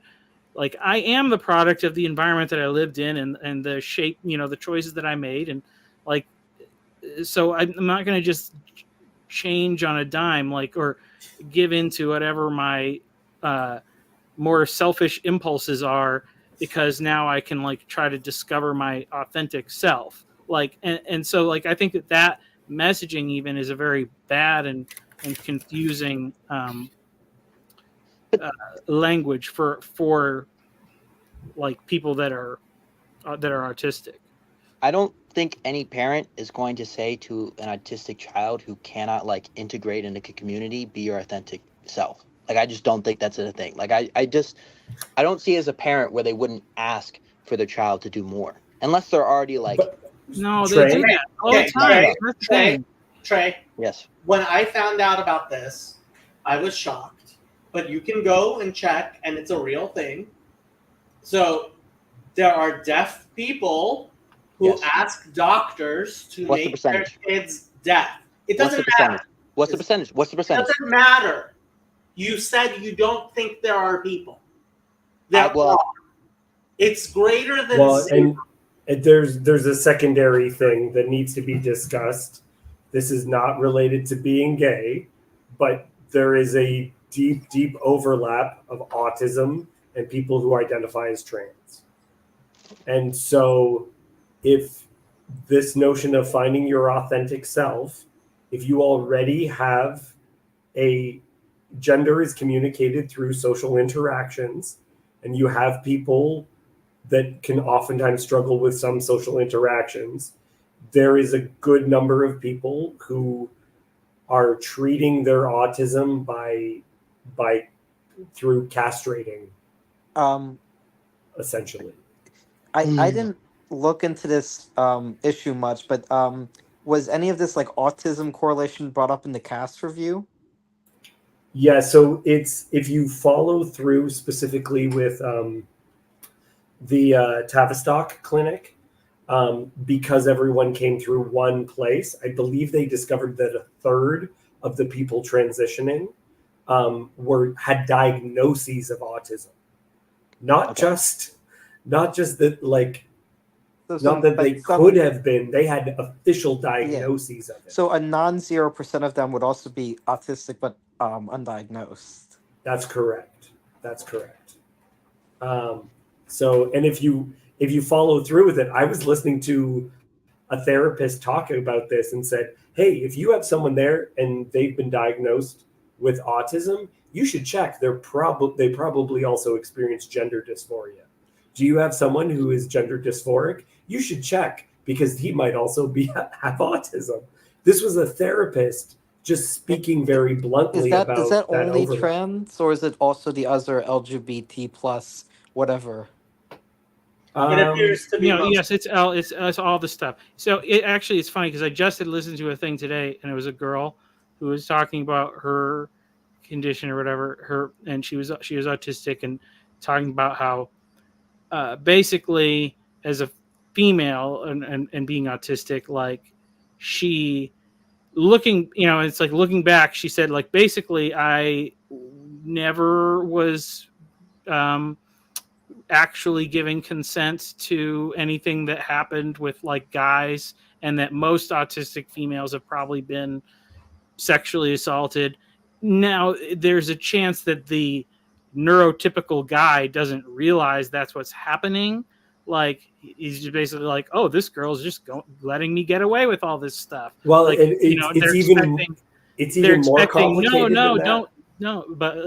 Michael, it's even more complicated than that because so much of this is social that you say no or you respond, they are more likely to assault and to be assaulted in a sexual incident. Because even in a lot of the Me Too stuff, people will say, well, I gave a lot of nonverbal signals that I wasn't fully enjoying myself. Yeah. And it's just like, okay, how far onto the spectrum? Probably more guys assaulting and women being assaulted, probably. But even so, anyway, and then that girl was like, I never had a good time having sex until I had sex with a girl, and then she knew how to like make me feel good.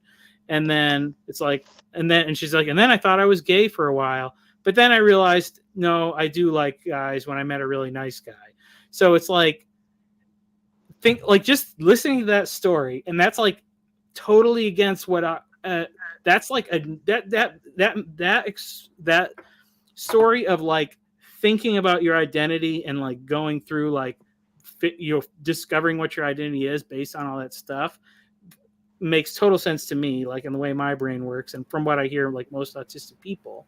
But it totally goes against the messaging that like your sexual identity is like this ingrained part of you, unless if it happens to be the sexual identity that is super fluid, and then the super fluidity of it is like ingrained and eternal part of you. And because of how some social dynamics work as well, like my friend, he's autistic. He's not just on the spectrum. He was a worship leader, and he talked about how there's a term for it where people who are autistic will sometimes be socially manipulated by other people, where he thought it was really, really important for him to do specific things at church. And at some point he realized that no one was caring as to whether or not he was enjoying himself or anything. He was just recruited to like work like a workhorse. And there's actually a term for the way that autistic people can be socially manipulated by already existing systems to be kind of the whipping boys of those communities. And I believe that is the case right now for the trans community, is that they're overrepresented. Like I volunteered. My wife used to work at a youth drop-in there was a bunch of people that would wind up being homeless after the fact. We didn't like using the term, preventative and all that stuff, but whatever, it communicates easily what they were trying to do. And the trans group of kids, it was just like, it was very, very clear that these were people with anxiety disorders, that these were people who are autistic, that these were people who were deeply abused, and they were open about all of those things. It wasn't like you looked at them and you're like, I bet I know the real reason. They would tell you. They would tell you like, yeah, this is, and then testosterone was essentially being taken not to deal with gender dysphoria, but as an anxiety reducing medication. And that's how testosterone was being taken. And to what extent do you believe this manifestation is like genetic versus social interaction, social pressure, abuse, stuff like that? I think the social thing is the problem. I think that's the problem, is that society's changed, because there definitely does seem to be a genetic component of this. And this is even the thing, it's like you look back and like, so probably, all of those guys that worked with their hands, that were quiet type guys, probably all were on the spectrum. Thomas Jefferson almost certainly was. William Wilberforce was certainly almost certainly was. Yeah, but like there was that's the thing is that like society had more. It was more restrictive in the structure and the roles, but that allowed those people to like find a place where they could, fit in. Whereas now everything's like so open with this thing of just like being your authentic self, that it's like, yeah, they just will fit into any hole. Well, it's funny because if you take ballroom dancing, I swear this is related. If you take ballroom dancing, there'll be an overrepresentation of dudes on the spectrum there, right? Where it's like modern dancing, like the notion of being socially awkward and what does that look like and everything, because those expectations are not as easy to communicate. Exactly what you were saying before, Michael, that there used to be classes. So people who are autistic, they knew what their expectations were in society. They knew what proper dress was. They knew how to interact with women. They knew all those things because those things were prescribed, not something that you just felt out and hoped for the best.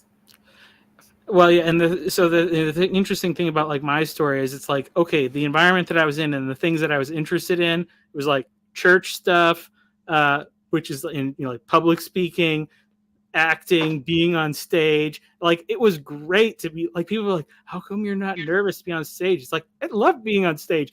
I have a script. I know exactly what I'm supposed to say. I know exactly what I'm supposed to do. It's the greatest thing ever. Like, there's a lot of people who are also on the spectrum will sometimes, because of masking, they will be superb actors. Yeah. They're like, I've been doing versions of this for a very long time. Yeah, so that's even a thing where it's like, so that was my experience, is to say like, oh yeah, well, I was interested in a lot of things that gave me a good toolkit to like navigate regular life. But then, you know, I realized like I have all these weird anxieties about dealing with people all the time that I just don't talk to anybody about. And right. You know, so I have been highly recommending all young men watch this video. It's by the Navy, and it was made in 1967 to teach young men how to treat a lady. And frankly, like, unironically, like, men need this. Like, and the fact we made fun of it is us being dumb. You should just know. You should just know. Some people can't just know.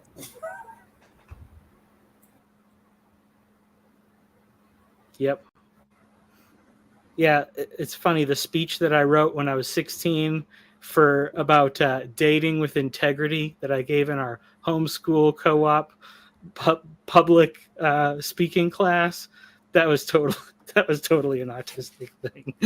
Now that I look back on it, I'm like, this is confusing. We're all doing this in a weird way. Why don't you know, like, that like the point of dating is to get married because we're Christians? So like, why are we doing this dumb teenage thing? Like, the girls didn't like it. The girls in the homeschool group. I'm shocked. I'm really shocked that the girls did not appreciate your logical way of figuring out. I make fun of Trey because he like is trying to do a search algorithm for his wife, like an actual computer search algorithm, and I'm like, that's not how it works. Yeah, but it only has to work once. So exactly, which is why like the search algorithm he's using is idiotic, because what you can't do is date a girl, go date every other girl, and then come back to the one you like best. Yeah, that's true. Did Jews use dating apps? Yes, many do. Like JDate is one of the most successful dating websites. It was one of the earliest. I actually worked there for a little while. Getting back to something that was brought up way before, Zoroastrians are only Zoroastrians by birth. You cannot convert. And so they have these dating sites for other Zoroastrians, because if they don't hook up with people within the religion, it will just die. It's like, you can't convert. It's impossible. Do they believe not? Well, somebody. It's the same thing with Mandaeans. It is the exact same thing with Mandaeans. Yeah. At some point, they had to convert somebody. But no more. No more. They're all after done. Some date. What was the date? What was the cutoff date to? I don't know. I don't know Zoroastrian? everything about Zoroastrians, but I have a friend who is one. I was so happy because I was like, oh my god, Johan's a Mohican. What did I say? He's Zoroastrian. There's more Mohicans. This is what I said. So there's just so excited. There's this guy Nehemiah Gordon who's a horrible human being. I know Nehemiah. Yeah. He was raised in a rabbinic family, and he says he was. Yeah, I wouldn't. Well, actually, I'm pretty sure he actually was, but he basically he decided he's going to be king of the Karaites, and he's become the king of the Karaites, and he started taking Karaite conversions. So he's basically taking over the Karaite community, and I feel sorry for them because most of the money he gets is from Christians. So there's plenty of Christians sending him money to like destroy the Karaite community as we know it. My friend, he married outside the religion, and his parents were really upset because they also have a priestly class, unless I'm mistaken. They got their own Levites, you know. So I guess he's a Kohen, I guess, of them. On just a complete tangent on the Levites thing. There's a great interview on History Valley today. I don't like all of his stuff, but this was a really good interview on a scholar regarding Moses, and they went way past Moses, but they talked about this guy says they've done. Jacob might know, Hezi might know, I don't know. You guys, this all be old news to you. It was news to me. But the Levites are genetically distinct from the rest of Jews, where they could find there's like, you know, the Cohens, of course, we know their special place and they're just genetically distinct. And then the Levites, though, trace their lineage, have no relationship to the rest of. Well, it's the Y chromosome. Yeah, there's a separate Y chromosome. It's interesting. It was a really interesting. I'm not explaining it very well because I haven't really immersed myself in the material, but it was really fascinating. Is like you could actually genetically show that there was something unique about Levites, people with, and that they, and and his guy's idea is that it supports the theory that the Levites represent the Exodus narrative. Within, we're trying to, you know, of course, this is all more a history. Historical critical approach to the narrative, but it is fascinating. I mean, I just like knowing that Leonard Cohen was related to Aaron. Yeah. I really like that. Right? Yeah. No, it's a wild thing. But anyway, I'm learning a little bit more and more with. Go ahead. Eugene Levy as well. Eugene Levy related to Moses. Who's Eugene Levy? He's the guy with the eyebrows from Schitt's Creek. The dad. The gay guy? Yeah, well, Eugene is the dad, but yeah, that's his son. David, it's David, right? It's his son. Yeah, they're both on that show. David. Yes. Yeah. Okay, I think I might just leave this stream for you, David, as long as you want to keep it going. You know what? I'm about to go to bed. It's 12:20 I probably should too. Here. David, I did watch that movie, and now I need to know about this scene that was changed or whatever. So, Michael, I really love talking about the movie Black Snake Moan. No one has seen it. It's famous because one frame of it became a meme. You know what I'm talking about? Samuel L. Jackson just looking mad. Yeah. Like that. That is from this movie I love. It's an incredible movie. You loved it? It was incredible. Oh! It was fantastic. Yes. Phenomenal. That makes me so happy. What's it called? So we should watch the trailer, because if you watch the trailer, it is the worst What is representation. the name of the movie? Black Snake Moan. 2006 film. Yeah, it was one of my favorite movies for the longest time, and it really, really helped me through a difficult time. So I don't even know if it's good. Like, it was just so transformative for me. But I think it's a pretty good movie. Well, I did all these commentaries on country music songs, and it's like the whole, like, I don't know. I like the whole like just the southern, like the I don't know what you call it, the mythos of the South is very interesting to me. But yes, and it's so everyone else is going to be utterly confused. the director said that the radiator is a symbol for God. Yeah, that makes sense. Yeah, see, you're understanding. Everyone else is like, It's an what? anchor. It's an anchor for the soul. Yeah. Anyway, Michael, we have to talk about that now. Well, I mean, we just have to can find talk a- about it tomorrow. I feel like there was stuff that definitely you could connect to the to Book the of Book Ruth. of Ruth? To the A Book little of bit. Ruth.